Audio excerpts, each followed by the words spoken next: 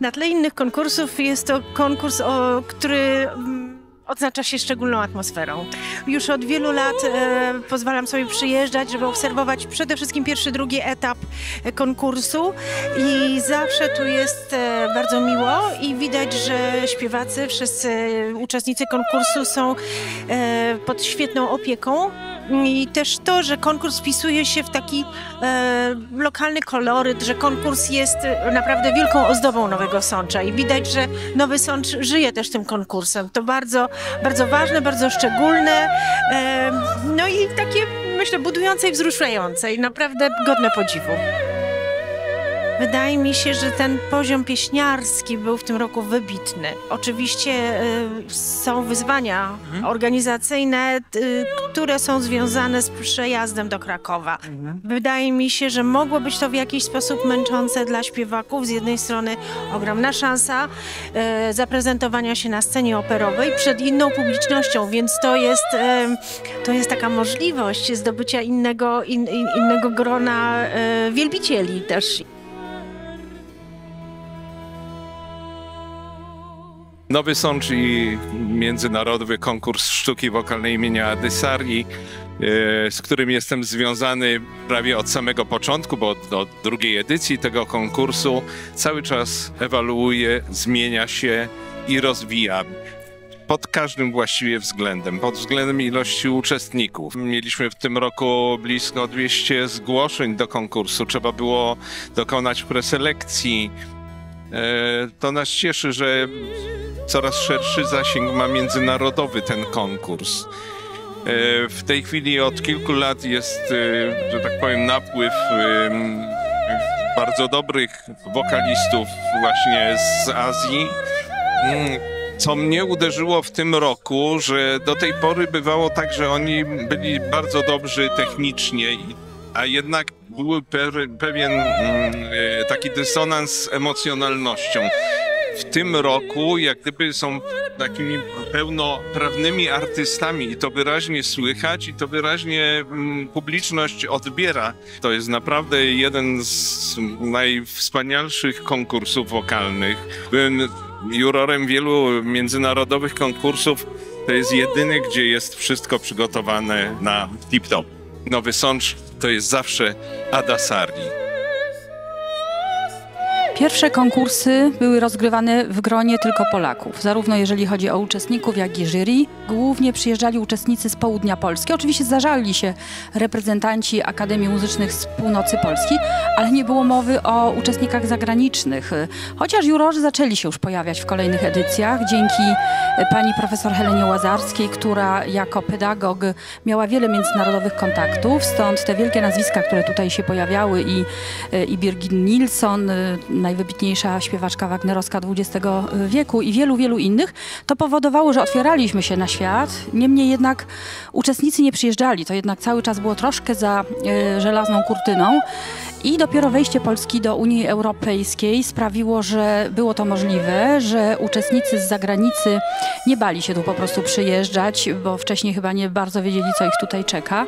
No my też ten poziom organizacyjny musieliśmy troszkę podnieść, podołać pewnym wymaganiom związanym chociażby z możliwościami wykonawczymi. Tutaj mam na myśli budynek Sokoła. To się tak właśnie trochę złożyło w czasie, że budynek Sokoła po gruntownym remoncie i przebudowie umożliwił przede wszystkim zaangażowanie orkiestry. Duża scena pozwoliła przejść z etapu konkursu tylko i wyłącznie z fortepianem do etapu akompaniamentu w postaci orkiestry. To była bardzo duża zmiana jakościowa.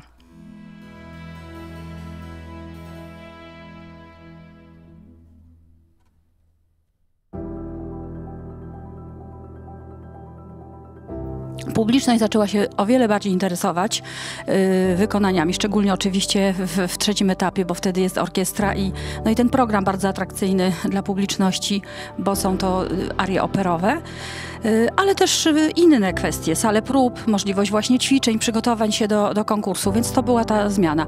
I uczestników zagranicznych zaczęło przybywać, ale tak naprawdę ostatnie lata przyniosły prawdziwą eksplozję. No, w tym roku mamy bardzo dużą reprezentację międzynarodową. Ta specyficzna atmosfera wynika z relacji między Adą Sari a jej uczennicami. One jeszcze w pierwszych latach trwania konkursu tutaj przyjeżdżały.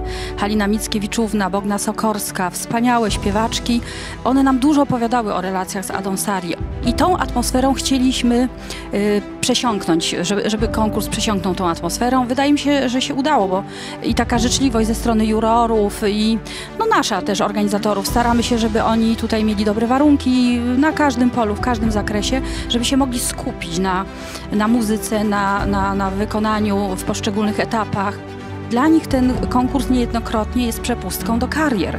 Stąd to napięcie jest naturalne. Ludzie walczą jakby o swoje życie, o swoją karierę, o swoją ścieżkę zawodową. Także myślę, że ta atmosfera właśnie od Ady Sari przez Helenę Łazarską, która również była niezwykle opiekuńcza w stosunku do uczestników, przekazywała im niejednokrotnie bardzo surowe uwagi merytoryczne, niemniej jednak podawała je w bardzo ciepły sposób i taki zachęcający, nie deprecjonujący uczestnika, ale pozwalający mu pokazać, w którym miejscu jest na swojej drodze, co powinien zmienić, co powinien poprawić i gdzie może dojść.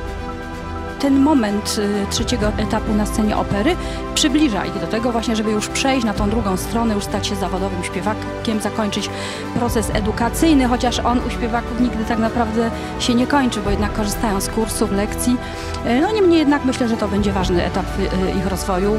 Bardzo się cieszymy, jesteśmy bardzo ciekawi, jak ten trzeci etap zafunkcjonuje.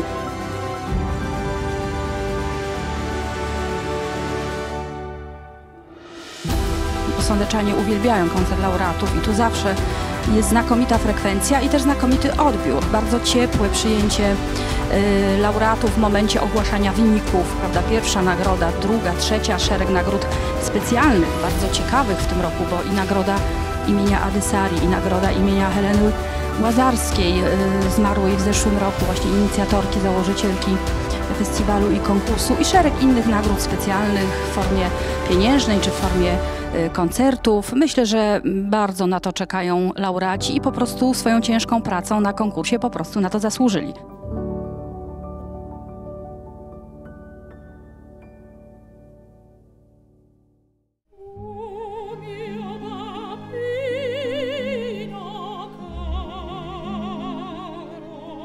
Dzień dobry. Mein Name ist Lukas Enoch Lemke und der Ada Sari-Wettbewerb ist der erste Wettbewerb, an dem... Dzień dobry, nazywam się Lukas Enoch Lemke.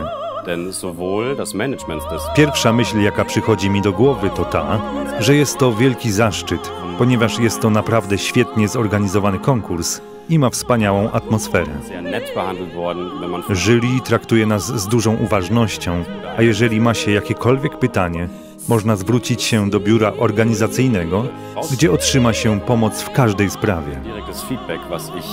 Ten natychmiastowy feedback uważam za bardzo ważny. Jestem wdzięczny za to, że mam świetne warunki zakwaterowania z pełnym wyżywieniem. Jeszcze czegoś takiego nie przeżyłem i jestem szczęśliwy, że tu jestem.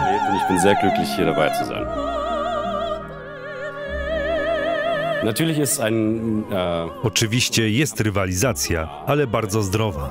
Nie ma wygranej za wszelką cenę, ale wszyscy uczestnicy są do siebie przyjaźnie nastawieni, pomimo tego, że ostatecznie są przecież rywalami. Myślę, że najlepszą reklamą tego konkursu jest jego otoczenie i to, w jaki sposób jest skonstruowany. Właściwie wszystko dostaje się podane jak na tacy. Ważne jest też to, że muzycy, którzy nam akompaniują, robią to cudownie. A poza tym, na tym konkursie można zaśpiewać ze wspaniałą orkiestrą, co nie zdarza się przecież na co dzień. Mogę zatem z czystym sercem każdemu polecić, żeby zgłosił się na ten konkurs. Witam wszystkich, nazywam się Liu Chao. Pierwsze występy były dla mnie trudne, bo jest to mój pierwszy konkurs na poziomie międzynarodowym. Jednak atmosfera i energia, jaka tu panuje, sprawiła, że jestem bardzo zadowolony z tego, że się zdecydowałem wziąć udział w konkursie. Jest to dla mnie cudowny czas. Dziękuję też współuczestnikom za wspaniałą atmosferę i ciepłe przyjęcie. Naprawdę dziękuję wszystkim. To jest bardzo ciekawe wydarzenie. To tak samo jak konkurs moniuszkowski na przykład, szczególnie, że to odbywa się w naszej ojczyźnie i że znamy wielu uczestników. To jest jak, nie wiem, jak fani na przykład piłki nożnej, tak, oglądają mistrzostwa, no to my oglądamy Adesari na przykład i moniuszkowskie i inne konkursy też. Na scenie jest zawsze stres. Ja myślę, że jako, że to jest sytuacja konkursowa, to jest tym większy stres, bo jednak ma się tę świadomość, że ludzie oceniają, że punktują i że trzeba być bardzo takim uważnym, żeby żadnego błędu nie zrobić, ale jednak można też dużo zyskać, można się pokazać, można stać się zauważonym być może, więc ja cieszę się, że tę okazję mam i że tu jestem i że udało mi się dojść aż do finału i pokazać się z różnych stron i teraz jeszcze będzie etap z orkiestrą, to jest w ogóle super. Nowy Sącz żyje muzyką wokalną od wielu, wielu lat. Ja obserwuję ten festiwal, ten konkurs od 30 lat. No, podobnie jak Bayreuth żyje Wagnerem, Salzburg Mozartem, tak Nowy Sącz żyje w ogóle sztuką wokalną i jest stolicą sztuki wokalnej. Tu panuje niezwykła atmosfera rodzinna i to odróżnia inne konkursy od Nowego Sącza. Tu wszyscy są zaopiekowani przez 24 godziny. Rodzą się nowe przyjaźnie, rodzą się nowe znajomości, zarówno pomiędzy młodymi artystami, jak i młodymi artystami, a ich pedagogami. I to jest wielka zasługa organizatorów, twórców tego konkursu, profesor Heleny Łazarskiej, Liliany Olech, dyrektora Malczaka, który przez wiele lat był dobrym duchem tego konkursu. Właśnie zakończyliśmy 20. jubileuszową edycję Międzynarodowego Konkursu Sztuki Wokalnej imienia Adesari. To dla Was, dla naszych uczestników dokładamy wszelkich starań, żeby słowo konkurs nie kojarzyło się tylko ze stresem, współzawodnictwem i wyścigami, ale żeby zostawiało też przyjaźnie i żebyście miło nas wspominali, tak jak my miło wspominamy Was. To był wspaniały konkurs, to był wspaniały czas i nie mogę się doczekać następnej edycji. Zapraszam serdecznie i pozdrawiam. Małgorzata Walewska, dyrektor artystyczna konkursu Sztuki Wokalnej imienia Adesari, międzynarodowego konkursu, coraz bardziej międzynarodowego.